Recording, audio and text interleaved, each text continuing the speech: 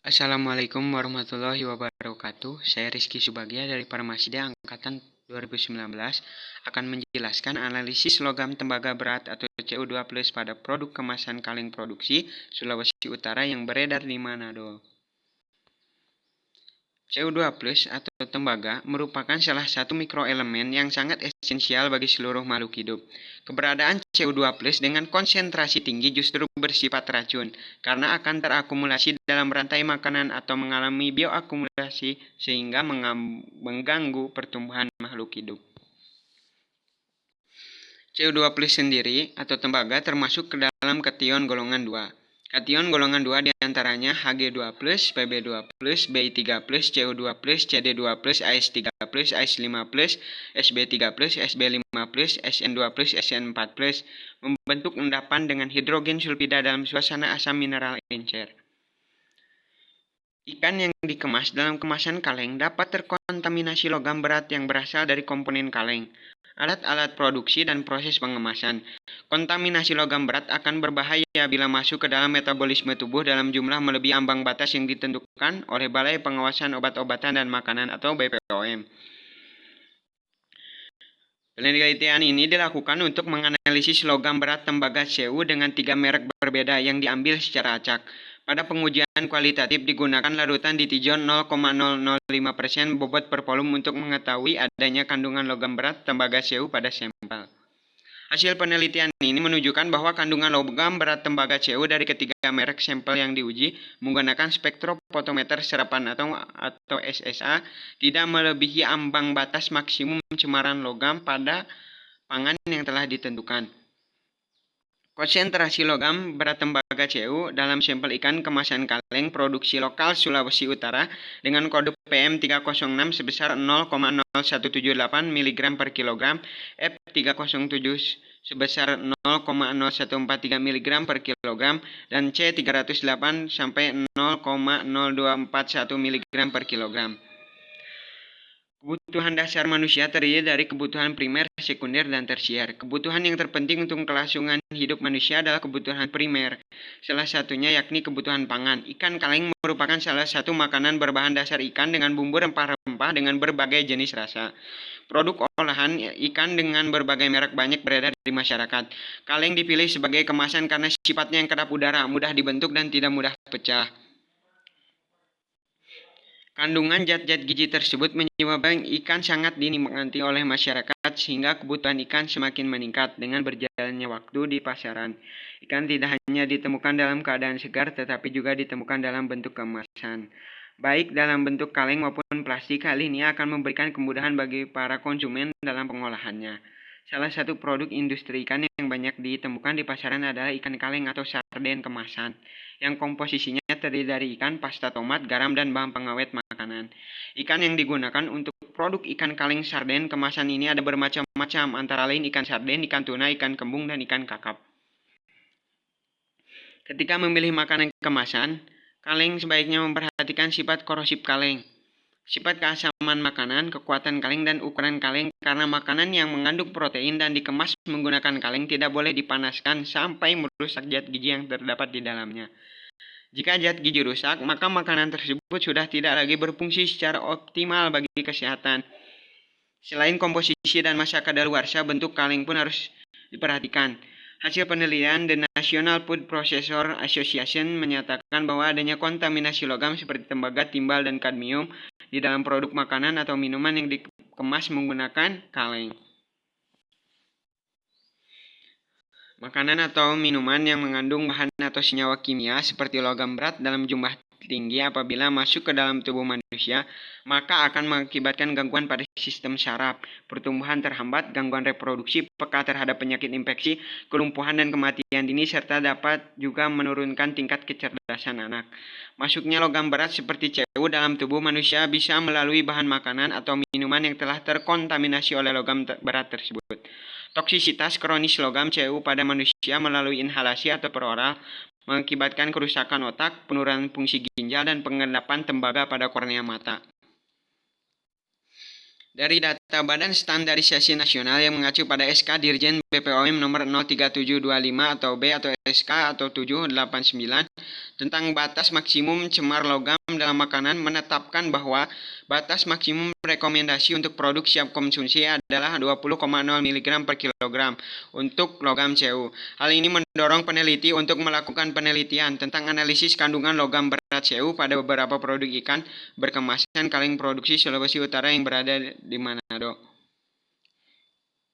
Untuk metode penelitiannya ada alat penelitian, seperangkat instrumen spektroskopi serapan atom, alat-alat gelas, neraca analitik, hot plate, tanur.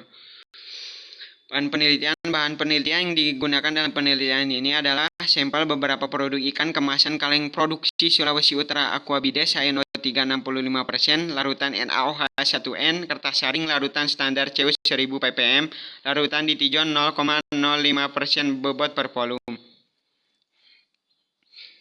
Analisis kualitatif sampel ikan kemasan kaleng dituang ke dalam wadah plastik dan dihomogenkan.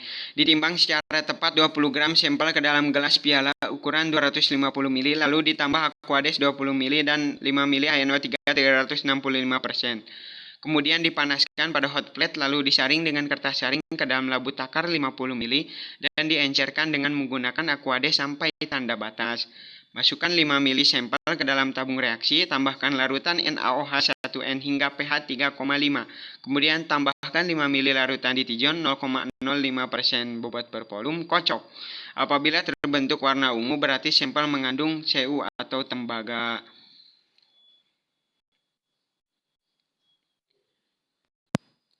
Pembuatan larutan standar Cu atau tembaga. Larutan Cu 100 ppm dibuat dengan cara memindahkan 5 ml larutan standar 1000 ppm ke dalam labu ukur 50 ml. Kemudian diencerkan dengan Aquades sampai tanda batas. Selanjutnya dibuat larutan standar Cu 2,4 dan 8 ppm. Pelarut yang digunakan adalah Aquabides. Pembuatan kurva standar. Diambil larutan standar Cu atau tembaga dengan masing-masing konsentrasi, lalu pada larutan tersebut diamati absorbansinya pada panjang gelombang 324,7 nanometer. Kemudian dari data yang diperoleh dibuat kurva hubungan antara konsentrasi C versus absorbansi A sehingga diperoleh kurva standar berupa garis lurus. Analisis kuantitatif sampel. Diambil 2 gram sampel ikan kemasan kaleng lalu dipanaskan di atas hot plate. Sampel dimasukkan ke dalam tanur dan ditanur pada suhu 550 derajat Celcius selama 30 menit. Setelah ditanur, kemudian sampel ditambah NO3 sebelum disaring dan diencerkan menggunakan Aquabides ke dalam labu takar 50 ml. Sampel dibaca di spektrofotometer serapan atom. Penentuan secara kuantitatif dilakukan pada panjang gelombang 324,7 dengan menggunakan spektrofotometer serapan atom. Untuk hasil dan pembahasan, pengujian kualitatif pada sampel sebelum dilakukan analisis kuantitatif logam berat Cu pada sampel, perlu dilakukan identifikasi untuk mengetahui logam berat Cu pada sampel. Pemeriksaan kualitatif sampel dilakukan dengan metode uji warna menggunakan larutan ditijon 0,05% bobot per volume. Jika secara visual, larutan akhir yang telah ditambah larutan ditijon berwarna ungu, hal tersebut menunjukkan adanya kandungan logam berat tembaga Cu pada sampel. Dalam pengujian kualitatif, sampel terlebih dahulu didestruksi. Destruksi merupakan suatu perlakuan untuk melarutkan atau mengubah sampel menjadi bentuk materi yang dapat diukur, sehingga kandungan berupa unsur-unsur di dalamnya dapat dianalisis. Destruksi dibagi menjadi 2 jenis, yaitu destruksi kering dan destruksi basah. Pada uji kualitatif ini digunakan metode destruksi basah dengan HNO3 sebagai asam pendestruksi. Menurut Sumardi, metode destruksi basah lebih baik dibandingkan cara kering karena tidak banyak bahan yang hilang dengan suhu penggabungan yang tinggi.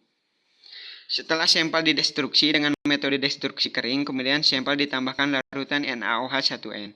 Penambahan dimaksudkan untuk menormalkan pH larutan yang sebelumnya bersifat asam menjadi normal. Sebelum ditambahkan larutan ditijon 0,005% bobot per volume. Larutan ditijon hanya dapat bekerja pada pH larutan yang tidak terlalu asam. Apabila berbentuk warna ungu setelah menambah larutan ditijon 0,05% bobot per volume, maka sampel positif mengandung logam berat tembaga Cu. Untuk hasil pemeriksaannya, kualitatif logam berat tembaga Cu pada sampel dapat dilihat pada tabel berikut. Tabel 1 menunjukkan bahwa ketika ada sampel yang telah diuji dengan 3 kali pengulangan 9 kali pengujian tidak mengandung logam berat tembaga. Hal ini dapat dilihat dari warna kuning yang terbentuk pada semua sampel yang diuji, sedangkan sampel dikatakan positif apabila berwarna ungu. Kontaminasi logam berat tembaga Cu terhadap produk ikan kemasan kaleng dapat disebabkan karena terjadinya proses korosi pada dinding dalam kaleng. Hal ini sangat berakibat buruk pada kualitas produk ikan kaleng tersebut. Ada beberapa faktor yang dapat mempengaruhi proses terjadinya korosi pada kaleng, antara lain faktor metalurgi.